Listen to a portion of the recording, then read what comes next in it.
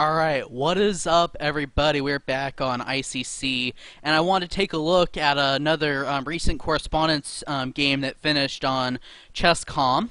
Yeah, my opponent was teomladenov from the wonderful country of Bulgaria.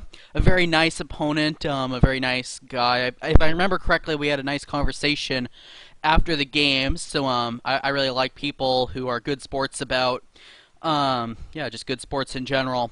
So yeah, let's see how this game kicked off. I had the white pieces, and let's see how it went.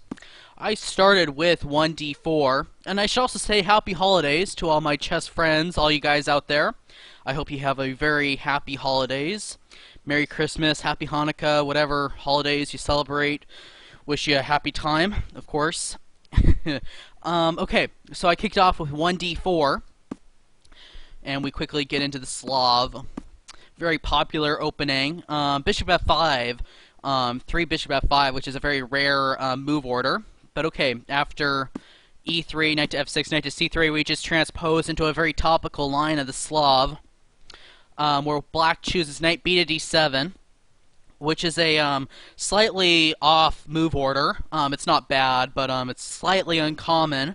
But okay.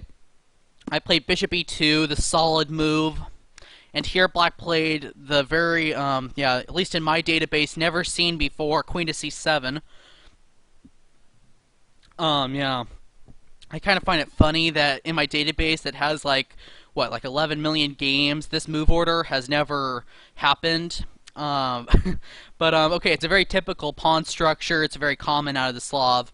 And queen to c7 is very typical anyways in a lot of positions. So let's see. I just castled. Okay, simple chess, e6, and b3, which is a very normal setup. Quite often in this sort of structure, white likes to get bishop e2 and an eventual knight to e5 in the position. But okay, in this game that never really happened, as it sort of took a turn in a couple moves, as we'll see.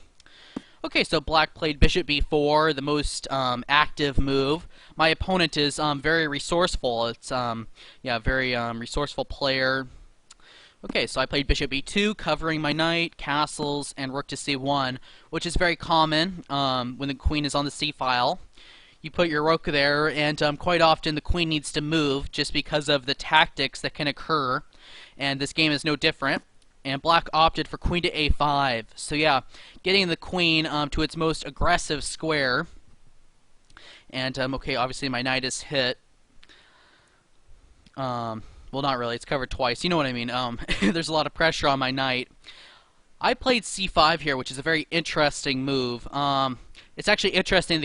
The engine wants to play a3 here.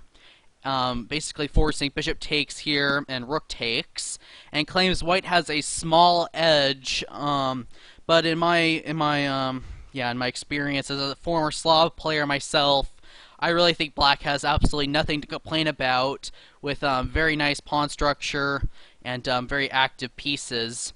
I think black here is doing perfectly good and had a very successful opening. So going back, I played c5, which is a bit more interesting.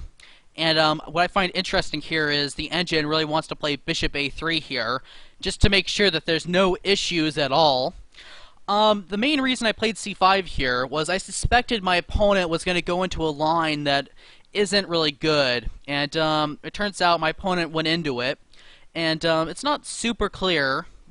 The move is bishop takes c3, and now the pawn snatch, which, in all honesty, isn't very good, but it's very interesting. As immediately, I don't have any way to take advantage of it. There's no way to, take advantage of the queen placement immediately. So it's an interesting try. Going back, better was queen to c7, which is way safer. After which, white will probably play a4, b4, b5, try to get some play going on the queen side, while black will eventually try to get e5 in. But yeah, this is a very normal sort of idea, equal chances. But going back, my opponent grabbed the pawn. And so here, the whole game takes a whole new twist. Black has snatched a pawn, white is trying to claim that this is not a good pawn snatch. And the truth is, it isn't a good pawn snatch, but it takes precise play to prove that, and I'm very pleased with my play here.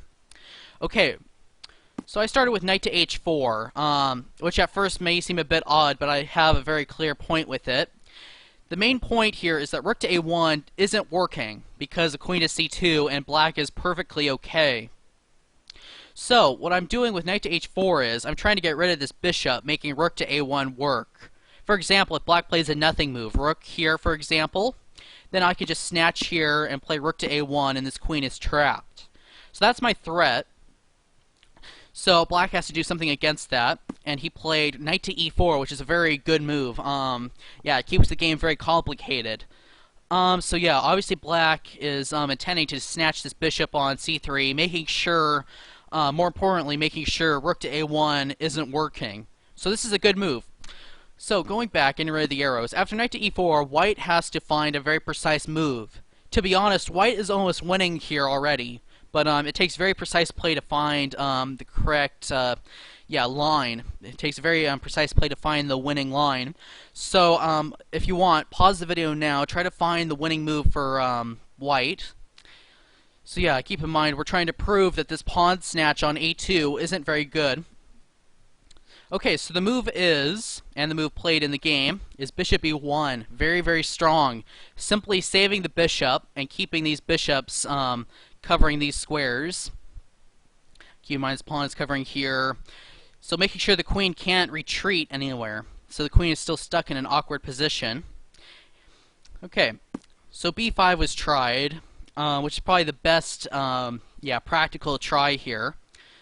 We could take a look at some alternatives. Let's say we could take a look at, say, h6 here. Then knight takes f5, takes, and bishop c3. Oh, wait, excuse me, wrong move order. h6, first f3, of course, kicking the knight back, and now taking.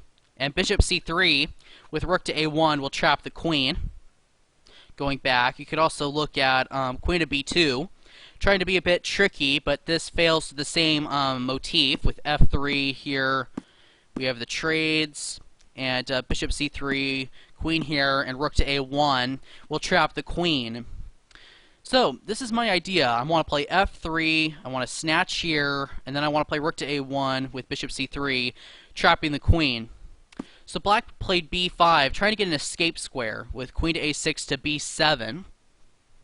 And, okay, I snatched on f5, black recaptured, and I played f3, sticking to my plan, and knight to f6.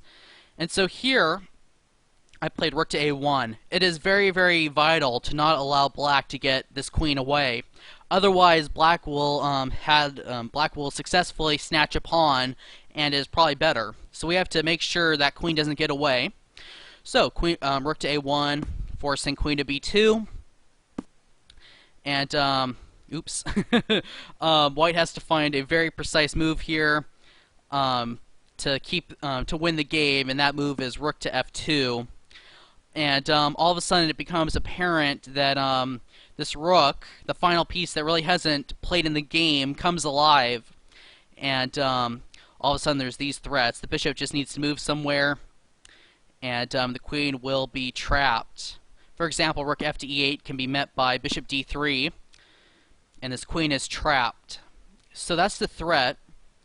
And there's really no way to prevent that besides a piece sacrifice with knight takes c5. And that was actually found by my very resourceful opponent, after which I recaptured, and queen to e5. So black managed to save the queen, but okay, he had to give up a piece for it. But he has some pawns for the piece, so it's not so clear. Okay, so queen to e5, I played bishop d2, and now d4. And here I found here I missed a much simpler move. I played queen to c1, which isn't bad, but it's just sort of passive. Simpler was just taking, queen takes, and bishop g5, and I'll be trading pieces here very shortly. So this would have been a much simpler win. But instead I played queen to c1, which isn't bad, but it's just a tad more, passive, a tad more complicated. Black played knight to d5, which is the most aggressive move, trying to keep the game complicated. And here I just played e4, okay, giving another pawn back, but it makes the position much easier to play. So we have these trades. Queen takes, bishop f3, and all of a sudden my position is starting to get a bit more harmony to it. Queen to f5, trade, and b4. Just making sure that there's no a5 ever. Making sure this pawn is permanently weak on a7. Rook to e8. I played queen to f1, rook to e4, and rook to a3. Yeah, very multi-purpose move. I can use this rook anywhere on the third rank, depending on the situation. Black played queen to c4, and I played rook a to f3. Very, very important not to take this queen and allow black these connected passed pawns, which is still probably winning for white, but it's very, very complicated, and there's no reason to allow black this counterplay. So I just played the simple rook a to f3, much simpler than the queen trade. Check. And black traded queens himself and played f6. Alright, so now I played rook to e2. We had the trade here, and rook to f4, which makes sure all the rooks get off. Check. And we reach this endgame where I have 4 pawns and a bishop versus 7 pawns. And, okay, that's 3 pawns for the bishop, but this queen side is completely locked down. This a7 pawn isn't brilliant. And, okay, this king isn't very active. So this is a winning endgame. It's still a bit tricky. We both got our kings to the center. And I played bishop g3, which is sort of a passive waiting move. Probably not the best, but it doesn't spoil anything. This is still a very winning endgame. My idea is bishop f2. And, okay, black tried to get aggressive with a5. Yeah, okay, if black sits and does nothing, I'm just going to slowly convert this. So black tried the last-ditch counterplay. Okay, I take, and I played bishop f2, sticking to my plan. I actually missed a win here with bishop c7, because after this, there's nothing to prevent me from pushing this pawn. So this would have been a much easier win. But okay, admittedly, I missed that. And played bishop f2, which is also winning, but it takes a bit longer. So b4, check. I grab the pawn, bishop b6, and now black gets these passed pawns, which actually appear dangerous, but aren't really. This king always has to watch this pawn. So I played bishop d8, check, back, and f5. I played h4, trying to restrict this g pawn a bit. And black played h6, which is just yeah, speeds up my my win basically. As after h5, these pawns are both fixed, and my win becomes much simpler. King there, bishop b6. Now I played bishop d4, and okay, this is a very, very, very one endgame. Couple more moves were played. I grabbed on h6 and bishop c1, and here black resigned as nothing is working. b2, I can really just take it and promote.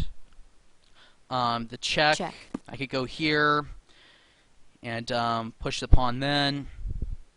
The king can't enter here because of the bishop, and yeah, all I have to do is push this pawn down for a win. So yeah, a very nice game, I thought. Some very cute queen trap ideas there, and a very cute game all around. GG to my opponent, who was a good sport afterwards, and yeah, I thought a very cute game all in all. So yeah, thanks for watching, and very happy holidays. Don't eat too many Christmas cookies, and yeah, I'll see you guys around in my next video. Thanks for watching, guys. Peace.